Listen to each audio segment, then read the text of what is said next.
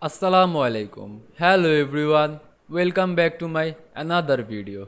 In this video, I am going to show you how to search and replace words in PowerPoint presentation.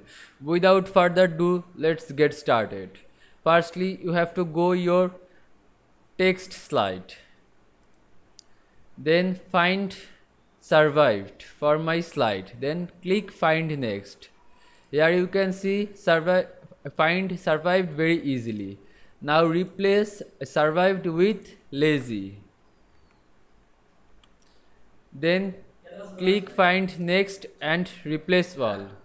I hope you enjoyed my video.